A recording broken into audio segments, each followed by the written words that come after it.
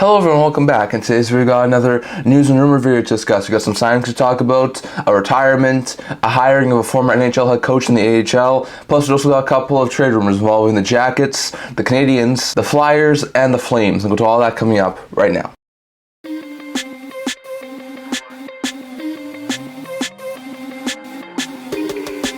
Hello everyone, welcome back to the video here at the Intent Hockey channel. Before we get into this video, don't forget to like this video and subscribe down below. Thank you for your support. We're not able to without you guys, so if you haven't already, don't forget to subscribe button down below, and don't forget to comment down in the comment section below so you can also listen to this video. Now, we've had a handful of really good important signings from the past couple of days. We'll get to those first.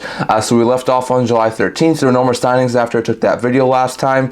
So there's been a handful more signings. So we'll start with the signings that happened on July 14th. First, the Carolina Hurricanes signed Joakim Ryan, former NHL player, who's been playing over in Europe the past couple of years, to a one-year league minimum deal. I think he probably will play the AHL level. That could definitely seem to be a call-up option or potentially even a bottom six forward. So pretty good pickup there for the Hurricanes to get some more depth at the forward position. They also signed Dominic Badinka, who was the second pick in the second round, to a 3-year ELC with an AV of $869,000 doing it at the start of next year. Badinka looks like a fantastic defenseman. I think eventually could be a solid top 4 D in the Carolina Hurricanes organization. That's pretty good.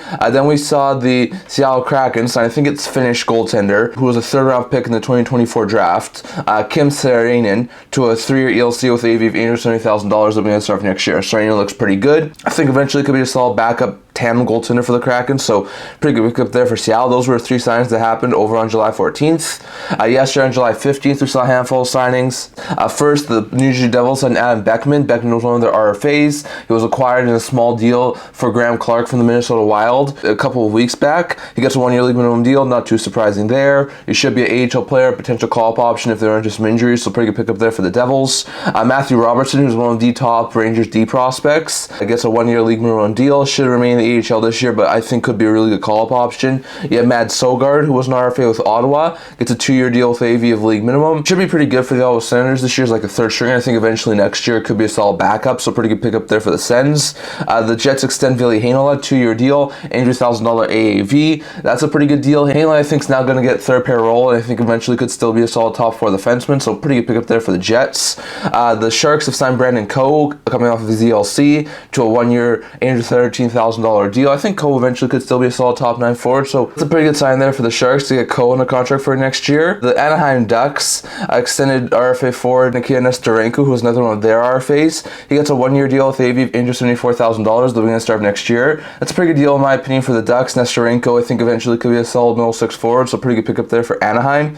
Then the New York Islanders signed one of their players from the 2024 draft, and that is second-round pick, 54th overall, Jesse Pulkkinen. Pulkkinen, who's a defenseman, gets a 3-year ELC with AV of $880,000. That will begin at the start of next year. Pretty good pickup there for the Islanders, and I think Pulkkinen could be a really good fit there. Then the Ducks also signed RFA defenseman Jackson Lacombe. Lacombe gets a 2-year deal with AV of $925,000. Lacombe looks like a very fantastic defenseman. I think it should be a solid third pair D this year, so pretty good pickup there for the Ducks.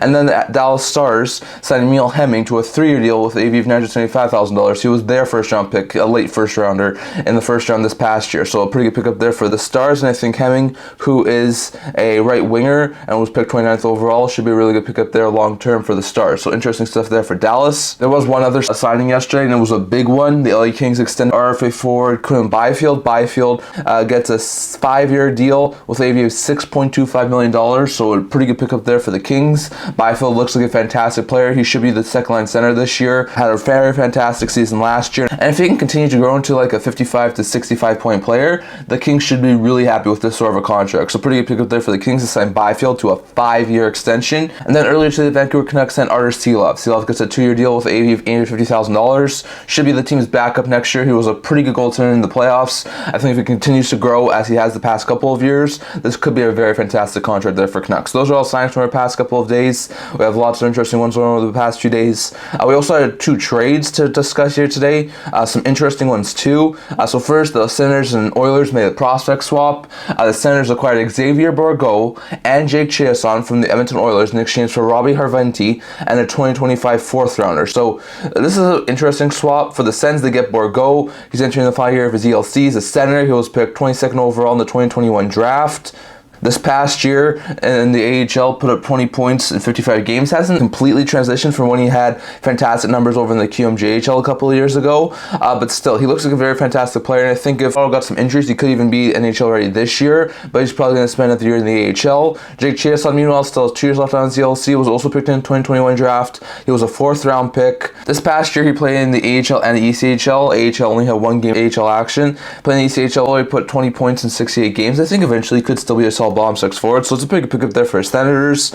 Meanwhile, for the Oilers, they got Hartline, who's a little bit older. He was taken in the 2020 draft. He was a 2nd round pick. He's a left winger, so he's a little bit more ready for the NHL level.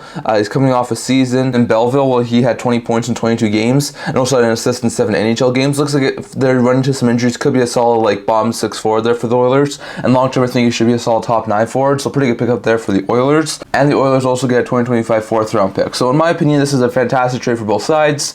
The Sens, I think, get a solid middle 6 forward eventually in Bourgault, and a player who could play at the NHL level in Chiasson from the Oilers. In exchange, the Oilers get Hartline, who I think could be NHL ready in the not too distant future, and a 2025 4th rounder. So in my opinion, I have to give the edge in this trade to the Senators. I think Bourgault and Chiasson have a little more upside than Jarventie in a 4th round pick.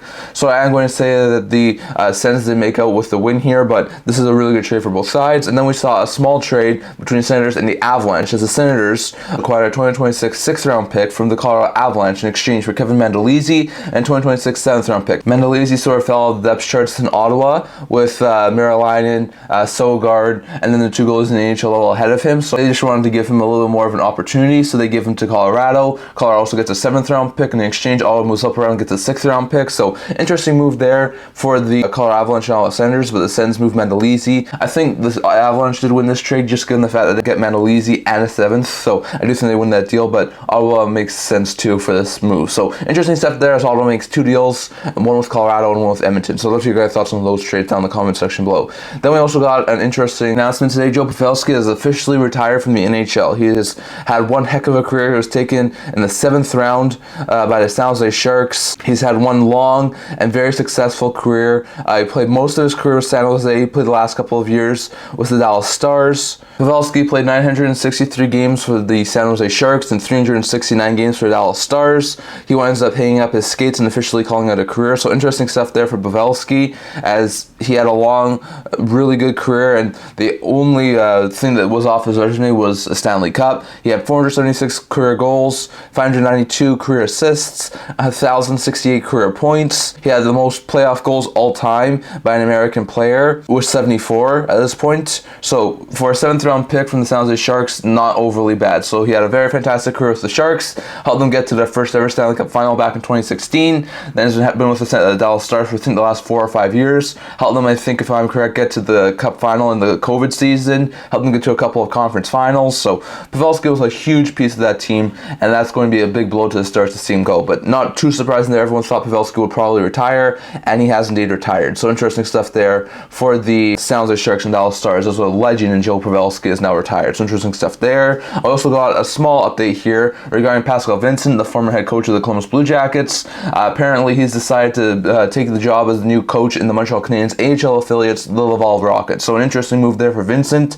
I've heard some rumblings, I'm not sure if these are true or not, that Vincent might have been considered for being back in Columbus, but I really did doubt that those ones were true, and Vincent does go to Montreal to be their AHL affiliates for the Laval Rockets. So interesting stuff there, but that's a pretty good pickup there for the Laval Rockets to get former NHL head coach in Pascal Vincent. And last, going over to a couple of trade rumors. So talking about some players, we'll start with the Philadelphia Flyers here. We talked about this a little while ago, but according to some more reports, it does seem like Morgan Frost is still garnering some trade interest. According to some recent reports from Sportsnet, as well as Frank Valley putting him on his top 25 trade bait board, it does seem like Frost is a very likely candidate to get moved at some point.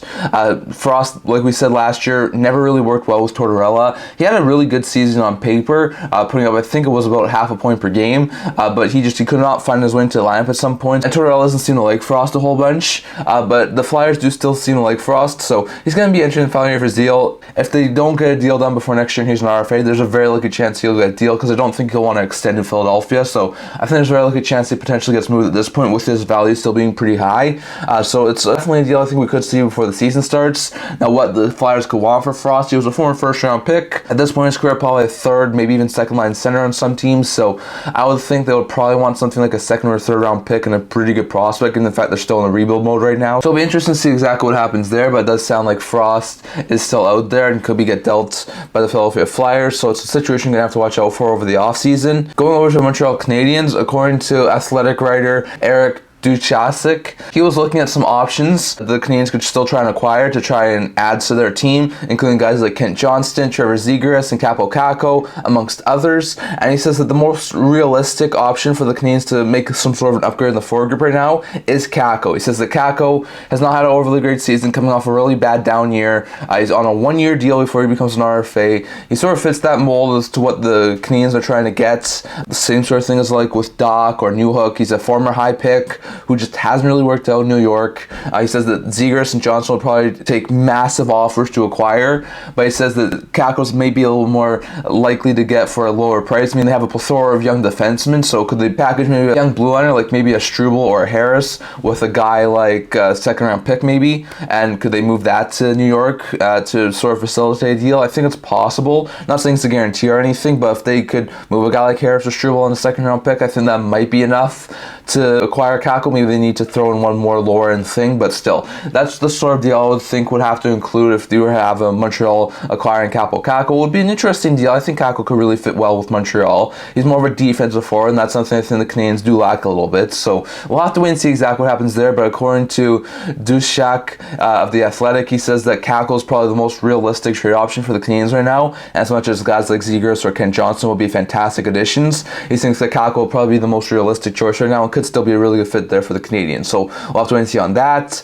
Then I'm going to the Calgary Flames, according to Panola, thefourthperiod.com. He says that the Calgary Flames and some people internally are sort of thinking about a complete teardown in Calgary. Now, that's not overly surprising, but it's a little bit surprising. Now, we saw them go through a ton of changes past year, moving on from Hanifin, Tanev, Zadorov, and Lindholm before the deadline. Also moving on from Markstrom and Mangiapane earlier in the year. It's probably going to be a lot more change over the next couple of years. They could also move on from a guy like Kuzmenko this trade deadline, a guy like recently signed Mantha. They could move on from a guy like Rasmus Andersson, and there's probably a couple of other guys they could move on from too. So they could potentially go through a major rebuild here in the not too distant future. Now, what sort of other guys could they move on from? Now, I don't think they're going to move on from Dustin Wolf. Vladar is entering the final year of his deal, so it might make sense to move on from him. There's a couple of other guys, so you could see, like I said, Anderson might make some sense. Weegar, I think, is more likely going to stay given how well he's played over the past little while. If you look at the forward group, Coleman, I think, is the guy who could move. Kuzmenko, Mantha, like we just said. Huberdeau will be difficult to move, and they recently just signed Serengovic, so they may not go through all of these guys. Kadri's another guy who's been mentioned in trade rumors recently too, so Flames could go through a major teardown not just in future, and apparently some people in the Flames organization are considering it. So we're going to have to wait and see exactly what happens there. But after so much change over the past year for the Calgary Flames, I think there's a very likely chance we could see a major rebuild happen not just in the future. And lastly, going over to the Columbus Blue Jackets, there's been some recent talk from Don Waddell, who's the new GM of the Columbus Blue Jackets, and he said that there's still some trade interest in a guy like Patrick Laine, and could be a really good fit there for the Columbus Blue Jackets if they were to wind up moving on from him. And he says that there are still some teams who have some interest, but he still hasn't been released from a player assistance program, so they can't talk to him at this point. So it's still going to be probably a little bit before the trade happens. That would probably going to be another couple weeks before it gets out of the players assistance program. But a couple of teams I think could have some major interest and make a pretty significant offer for the Columbus Blue Jackets as soon as Laine does get out of the player assistance program will be the Islanders, Kraken, and Utah franchise. Now, this is just sort of trade proposals I've put out. These are not other people's trade proposals or people that have been speculating on it. These are just my personal opinion on this. So look at the New York Islanders first. They don't have too much cap space, only $900,000 in cap space right now, but there's a way I can see this still happen. So it would happen like this. The Islanders would be able to get Patrick Laine at half of his contract retained, so 50% of his contract retained, so a $4.35 million cap hit from the Columbus Blue Jackets in exchange for Jean-Gabriel Pageau and a 2025 second round pick plus Oliver Wahlstrom. Now, this would be a good deal for both sides. The Jackets will be able to offload Laine. They do have to eat half of his salary, and in return, they get Pageau, who could be a solid second, third line center on that Jackets team for the next couple of years. They get Wahlstrom, who I think could really fit in well with a younger team like that. And they would have to sign him. He's an arbitration case right now, but I think they will be able to do that. They have a lot of cap space. Plus, they would also be able to get a second round pick, which would really help them for the future. For the Islanders, they do have to give up a lot, but they do get rid of the Pageau contract, which is something they were trying to do right now. They do get Wahlstrom off their books, which is something that I think really needs to happen. And they move off a second round pick for getting Laine, who, if they can find his 30-40 goal form, form, could be a fantastic fit in New York. So that could be a really good trade, in my opinion, for both sides. If you're the Seattle Kraken, they have $6.3 million in cap space right now, but they still haven't signed Matty Beniers, so they're going to have to save some cap space for that. But I do think there's a way here that they can make some sort of a deal. The trade as follows with Seattle. The Seattle Kraken get Laine at a full $5 million cap hit, so not completely half, but a lot of contract retained by the Columbus Blue Jackets. In exchange, the Jackets acquire a 2025 third-round pick, Jaden Schwartz, and prospect Yanni Neiman. Now, Neiman looks like eventually could be a solid top-9 prospect. Could be a really good addition there for the Jackets long-term, so that could be a pretty good pickup there for Columbus. They also get Jaden Schwartz, who's also signed for a couple of years, a little bit more expensive than what they would be giving off for Laine, but still, I think that could be a really good fit there. It's sort of like a defensive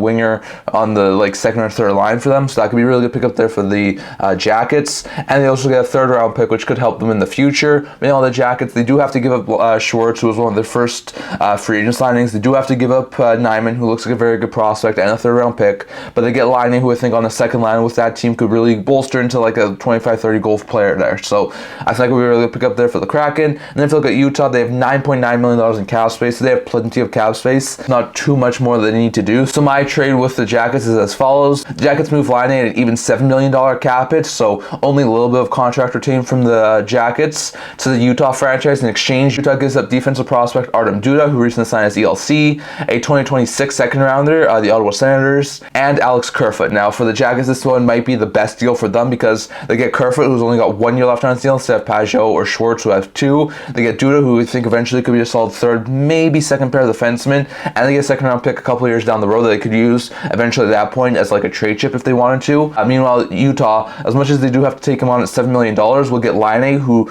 I think at that point could be a really good player, playing with guys like Gunther and Cooley and Krause and Keller and Schmalz and all the really good prospects they have and players they have in that Utah franchise. So in my opinion, that could be another really good deal for those two teams. So we'll have to wait and see. I'd love to hear your guys' thoughts on what you think about my potential mock trades for Laine. Would any of those three make sense? Do you think there's other teams out there potentially missed, like maybe Carolina, who's been linked to him, or Montreal? And if so, what do you think those two teams or other teams could have to give up to try and make a Laine trade work? Definitely love to hear your guys' thoughts on your Laine mock trades and what you think about mine down in the comment section below. That's all I'm going to talk about for today. I'd love to hear your guys' thoughts on what you think about all that we discussed here today down in the comments. What do you think about Laine? Does he get dealt? And if so, can any of those three trades be potential options? Do you think the Flames go full rebuild, move guys like Kadri, Anderson, Vladar, plus more? So what do you think about that? Do you see the Flyers moving Frost? And if so, who does he go to? And you think that the Canadians might have the most realistic option of going after Kakko instead of guys like Zegras or Johnson? Plus, what do you think about Pavelski retiring, Vincent being head coach in Laval, and then the trades and the signings from our past couple of days? Definitely love to hear your thoughts on all of that down in the comment section below. So I want to talk about for today. Enjoy this video. If you'd like to subscribe down below, thank you for your support. We're able to love you guys. So if you haven't already, don't forget to subscribe button down below. Don't forget to leave a comment down in the comment section below so we can all discuss today's video. I also do a blog talking about news, rumors, analysis, stuff like that, so check that out. I'll link down in the description below, and can't wait to see you guys all for next video. See you guys soon.